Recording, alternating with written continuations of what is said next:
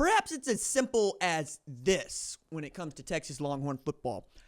I want to know what their identity will be in 2024 because I and others have had nothing but nice things to say about what we expect from Texas in 2024. It's a far cry from 5-7. And as Steve Sarkisian said at SEC Media Days, going 5-7 in Austin, Texas sucks. Well, it goes without saying it sucks everywhere, my guy. Nobody wants to go win fewer games than they play, right? Nobody wants to go 5-7. Nobody wants to go 2 games under 500. Everybody wants to be undefeated. We know that.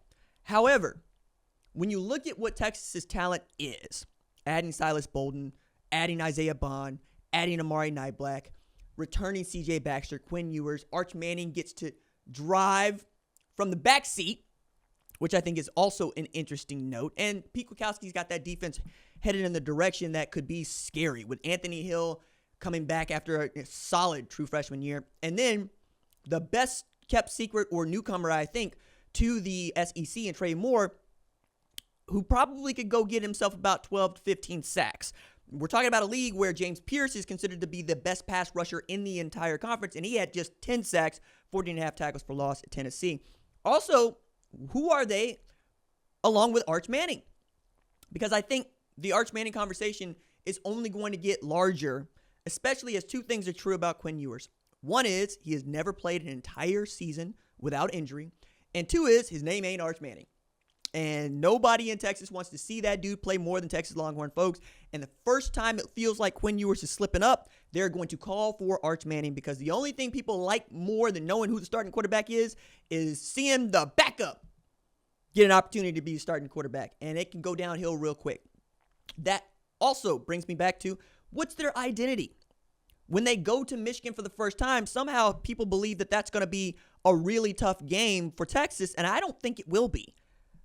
I like Texas in that matchup. Maybe that opinion will change given some time, but right now, I like what I've seen from Texas coming into this, and I like what Texas returns compared to what Michigan does, because the team that Michigan was in 2023 is not the team that they are in 2024. A lot of the pieces that helped Texas become a college football playoff team and the Big 12 champion are returning to that squad in 2024. It's another reason that I really like them. It's cut and dry. But again, what's their identity? Who are they going to be? Because they are joining the SEC. And no team that has joined the SEC since 1992 has won an SEC championship. Not Texas A&M, not Missouri, not South Carolina, not Arkansas, nobody. Speaking of Texas A&M, what are they going to do in that game? A game that they swore they would never play again, both Texas and Texas A&M. No, didn't want anything to do with each other. And then Chris Del Conte goes to Omaha, meets with A&M's head coach at a graveyard, and signs him to Texas days after A&M said, A&M's baseball coach said, I ain't going nowhere. I don't want to go nowhere. I don't ever see myself leaving. Had to go back on that at the introductory press conference, now didn't we? They don't play fair. They fight the way they fight, right? I think that game is also the biggest game on the calendar in the SEC for me. And I'm including Oklahoma, Texas in that. I'm including Oklahoma, LSU in that. I genuinely believe that if I could get to Texas A&M, I would. Because there's one thing that we love in college football more than we love ourselves and our teams. It is watching the team you hate get smacked. If not by you, then by a team that they know they hate. Like I've talked about Oklahoma. Yeah, okay. We tend to hate Texas a little bit more than we like ourselves. There's some truth to that. It's kind of true what Arkansas is about Texas. Texas is that. Texas hates A&M. And A&M hates Texas. And I want to be around for somebody else's hate of each other, right? Like, I want to see what that goes down. Because if you play the kind of game you did against Texas Christian last year, against A&M, Mike Elko is going to give you the what for and the how now, all right? Colin Klein is putting up 38 points per game at Kansas State with Avery Johnson and Will Howard. Now he's got Connor Wegman. And all that talent at his disposal. They got Shamar on the other side of that. I think Nick Scorton is also, I've been playing a lot of EA Sports College Football 25, and in Ultimate Team, Nick Scorton is a dude. I'm going to grow him into a monster. Just like I got so many dudes on my squad already because I be grinding, dog. I be grinding, I be winning. You know, I be winning. But we'll see how that changes when y'all all get to the game the next go round.